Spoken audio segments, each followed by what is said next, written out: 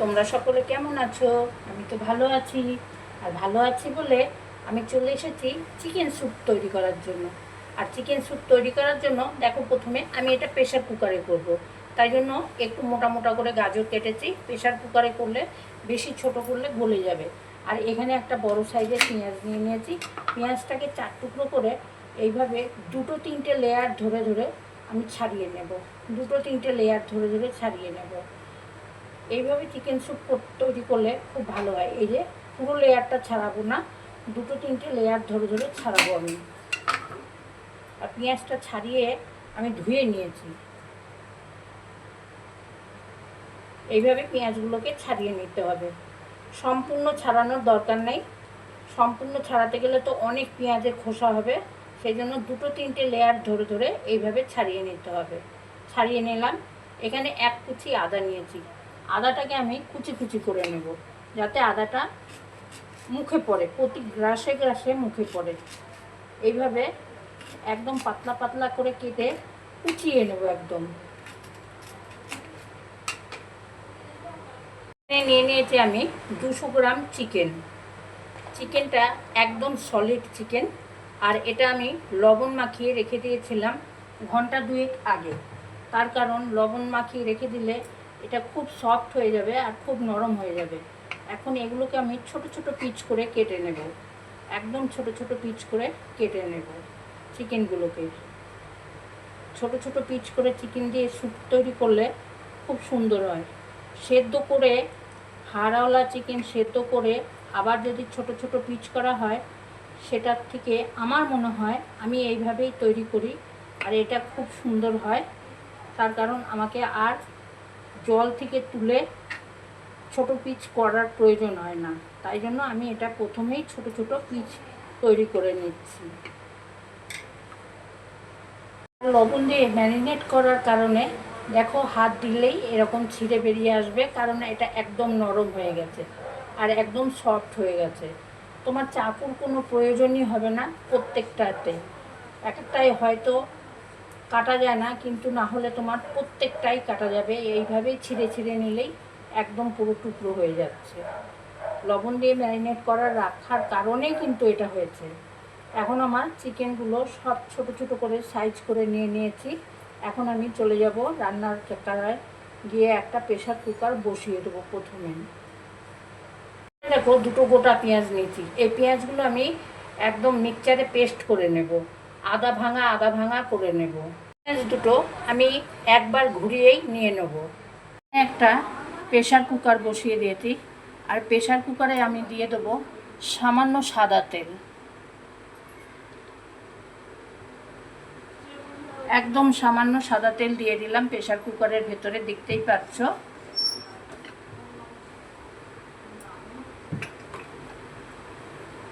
এর ভেতরে দিয়ে দেবো আমি, গরম মশলা দেবে না, তাহলে স্যুপের কোনো গুণটা থাকে না।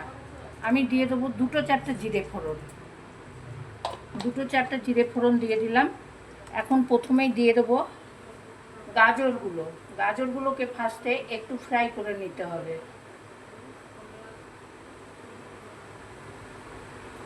জিরেটা আমার হয়ে গেছে, আমি দিয়ে দিলাম গাজর কটাকে একটু ফ্রাই করে নেব।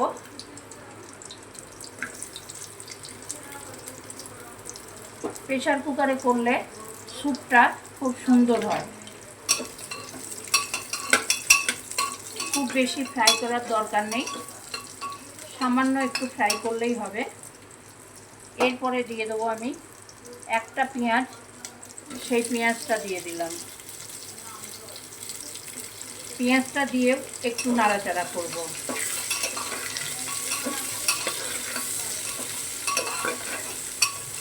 একটু নাড়াচাড়া করে নিলাম পেঁয়াজটা দিয়ে।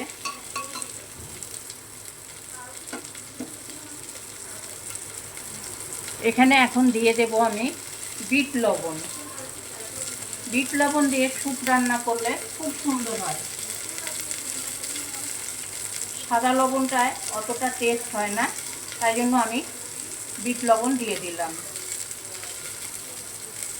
লবণটা আন্দাজ মতন দিতে হবে। লবণটা দিয়ে ভালো করে নাড়াচাড়া করে মিশিয়ে নেব। বেশ সুন্দর করে নাড়াচাড়া করে মিশিয়ে নিলাম। দিয়ে দিচ্ছি আদা কুচি। আদা কুচি দিয়ে একটু ফ্রাই করে নেব। এখন আমি চিকেনগুলো সমস্তগুলো দিয়ে দেবো। চিকেনটা আমি পুরোটাই এর ভেতরে দিয়ে দেবো। লবণ দেওয়া আছে, চিকেনগুলো সব দিয়ে দিলাম। দেবার পরে এটাকে ভালো করে একটু নাড়াচাড়া করে নিতে হবে।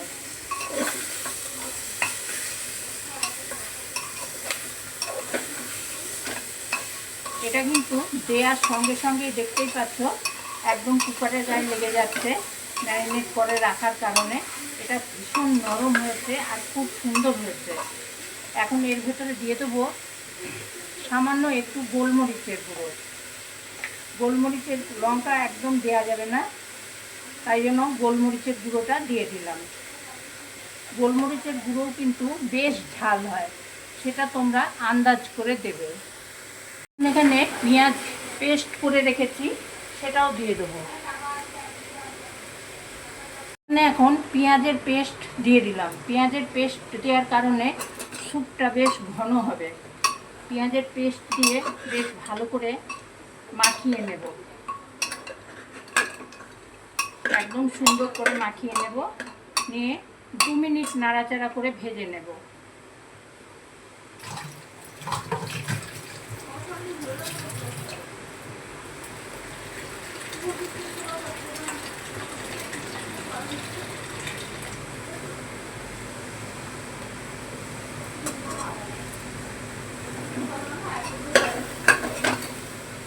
দু মিনিট নাড়াচাড়া করে ভেজে নিলাম।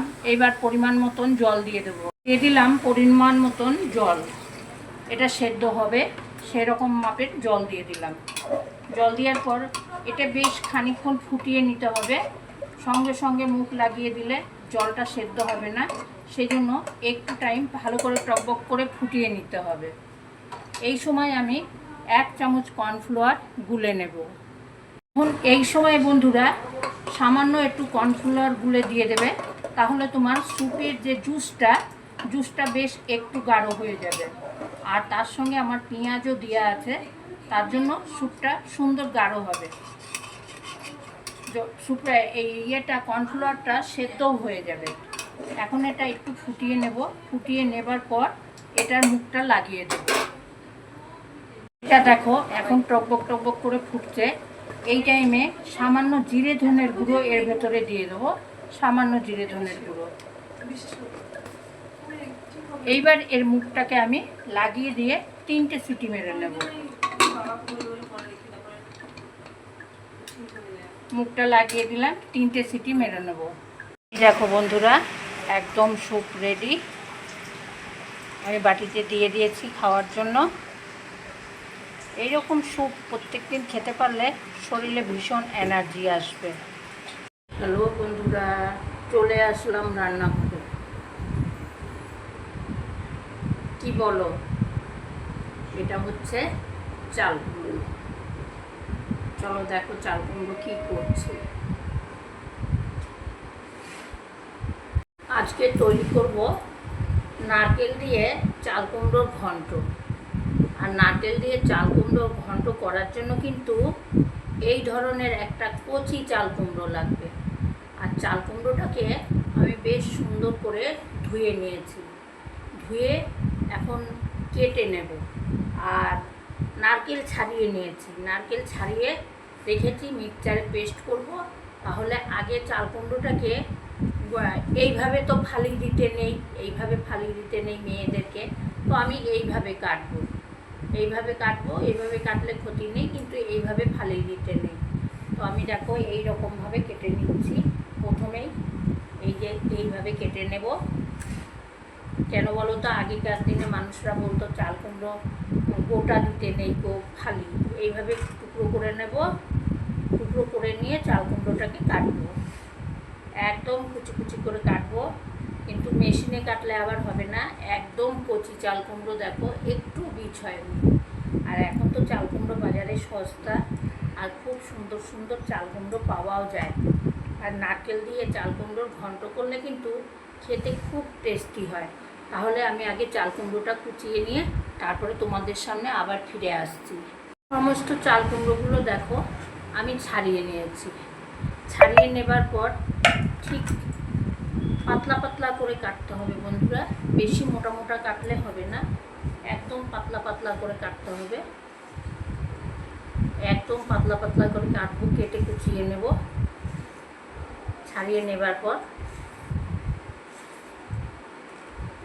একদম পাতলা করে কেটেছি, কেটে এইভাবে কুচিয়ে নেব। একদম যতটা ঝিরিঝিরি করা যায়, নারকেল দিয়ে ঘন্ট করতে গেলে মোটা হলে পরে ভালো হবে না খেতে, সেই জন্য যতটা তুমি পারবে কুচিয়ে নেবে। আর আমি একদম কুচি কুচি করে কেটে নিচ্ছি। এই যে দেখো একদম কুচি কুচি করে কেটে নিয়েছি। আমি সম্পূর্ণ চাল কুমড়োটা কেটে আবার ফিরে আসছি তোমাদের সামনে। এখন দেখো গ্যাসে একটা কড়াই বসিয়ে দিয়েছি। কড়াইতে প্রথমে দিয়ে দিলাম সাদা তেল। সাদা তেলের পরিমাণটা খুব বেশি দেওয়ার দরকার নেই, অল্প করে সামান্য করে দিলেই হবে। এখন প্রথমেই দিয়ে দেব একটা তেজপাতা। প্রথমে দিয়ে দিলাম একটা তেজপাতা।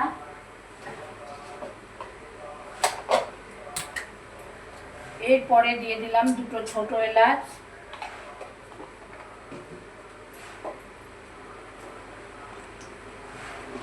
এরপরে দিয়ে দিচ্ছি একটা শুকনো লঙ্কা।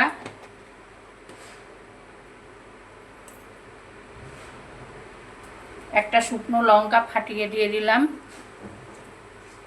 এরপরে দেব গোটা জিরে ফোড়ন। এটাই আমার মশলা। আর সামান্য জিরে ধনের গুঁড়ো দেব। এর বাইরে আর কোনো মশলা দেব না। এই নারকেল দিয়ে চাল কুমড়ো ঘন্ট করার জন্য এটাই হচ্ছে মশলা। মশলাটা আমার ভাজা হয়ে গেছে। এখন আমি এর ভেতরে চাল কুমড়োটা অ্যাড করে দিচ্ছি। চাল কুমড়োটা সমস্তটাই কেটে নিয়েছি। দিয়ে দিলাম চাল কুমড়োগুলো। মশলা ভাজার পরে চাল কুমড়োগুলো দিয়ে দিলাম। এতে কিন্তু হলুদ ব্যবহার করব না। হলুদ ব্যবহার করলে দেখতে ভালো লাগে না, সেই জন্য হলুদটাকে স্কিপ করে যাব। এখন এটা ভালো করে তেলের সঙ্গে নাড়িয়ে মিশিয়ে দেব। দিয়ে দিচ্ছি পরিমাণ মতন লবণ। লবণটা দিলে তাড়াতাড়ি চাল কুমড়োটা নরম হয়ে যাবে, কমে যাবে, সেজন্য লবণটা আগেই ব্যবহার করলাম। তো লবণটা দিয়ে ভালো করে এটাকে মিশিয়ে দেবো, যাতে লবণটা চারিদিকে লেগে যায় আর চাল কুমড়োটাও কমে যাবে। মিশিয়ে দিলাম লবণ দিয়ে। বলবে দিদি আর কিছু দেবে না? দেবো। এর ভেতরে দেবো আমি জিরে ধনের গুঁড়ো আর নারকেলের সঙ্গে কাঁচা লঙ্কা পেস্ট করব। এখানে দেখো নারকেল আর কাঁচা লঙ্কা নিয়ে নিয়েছি। ঝাল তোমরা তোমাদের স্বাদ অনুসারে দেবে। কুমড়োটা হতে হতে আমি নারকেলের পেস্ট এখানে তৈরি করে নেব। লবণটা মাখানো হয়ে গেছে। এখন আমি চাল কুমড়োটাকে ঢাকা দিয়ে দিলাম। ঢাকা দিয়ে আমি 5 থেকে 7 মিনিট পরে ঘুরে আসছি। চলো ঢাকনাটা খুলে দেখা যাক কি পরিস্থিতি।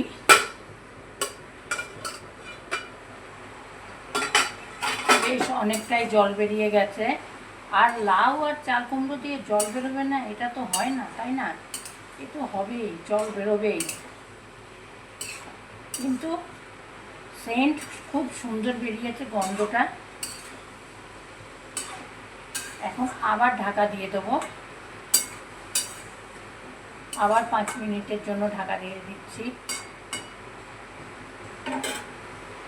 এইভাবে চাল কুমড়ো রান্না করলে কিন্তু খুব টেস্টি লাগে, খুব খেতে ভালো লাগে। সময় আমি খানিকটা মিষ্টি দিয়ে দেবো।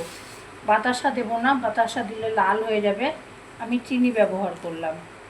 তোমরা চাইলে মিষ্টিটা নাও দিতে পারো, যারা মিষ্টি পছন্দ করো না তারা মিষ্টিটা নাই দিতে পারো। বন্ধুরা, তোমরা কোথা থেকে আমার ভিডিওটা দেখছো একটু কমেন্ট করে জানিও। আর তুমি যদি আমার চ্যানেলে নতুন হয়ে থাকো অবশ্যই আমার চ্যানেলটাকে সাবস্ক্রাইব করে বা আমার পাশে থেকো, বেল আইকনটা টিপে দিও, যাতে আমি নতুন নতুন ভিডিও ছাড়লে তোমাদের কাছে পৌঁছিয়ে যায়। আর দেখো, আরেকটা কথা বলি, একটা লাইকের কথা তো বন্ধুদেরকে বলতেই হয় না, যে সাবস্ক্রাইবার করবে সে লাইক করবে না, এটা হয় না। এটা তো আমার বন্ধুরা করেই থাকে। যাই হোক, অনেক বকবক করছি, আর বেশি বকবক করবো না। এখন এটাকে আবার ঢাকা দিয়ে দেবো। দেখে নিই কতটা হয়ে গেল। চাল কুমড়োর ঘন্ট রান্না করতে কিন্তু বেশ টাইম লাগে, কারণ এতে অনেকটাই জল বেরিয়ে যায়। এখন আর জলটা নেই। এখন এই সময়ে আমি দিয়ে দেব খানিকটা পরিমাণ মতন জিরে আর ধনের গুঁড়ো। এটা কিন্তু ভাজা জিরে ধনের গুঁড়ো, আর আমি বাড়িতে এটাকে তৈরি করি। ভাজা জিরে ধনের গুঁড়োটা আমি অ্যাড করে দিলাম। দেবার পরে এটাকে বেশ ভালো করে মাখিয়ে দেব চারিদিকে, যেন চলে যায়। এই সময়তে আমি নারকেল আর লঙ্কা, সেটাকে আমি পেস্ট করে রেখেছি, পেস্টটাকে এর ভিতরে অ্যাড করে দেব। তাহলে এটা খুব সুন্দরভাবে তৈরি হবে খাবারটা। এই যে দেখো, পেস্ট করে রেখেছি লঙ্কা আর নারকেল, এখন এটা অ্যাড করে দেব।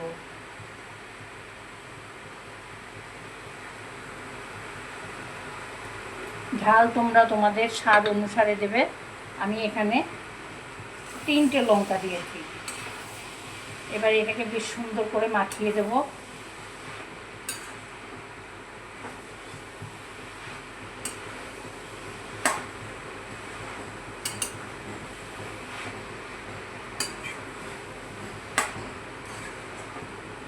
হলুদ দিলে কি হয় জানো বন্ধুরা, এটা কালারটা হলদে হলদে হয়ে যায়, দেখতে অনেকটা খারাপ লাগে। সেই জন্য চাল কুমড়ো দিয়ে নারকেলের ঘন্ট করলে, নারকেল দিয়ে চাল কুমড়োর ঘন্ট করলে হলুদটা না দেওয়াটাই বেস্ট।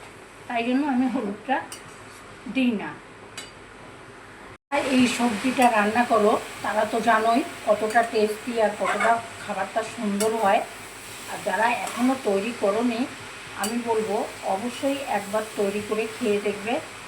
নারকেল দিয়ে চাল কুমড়োর ঘন্ট কিন্তু অসাধারণ হয়।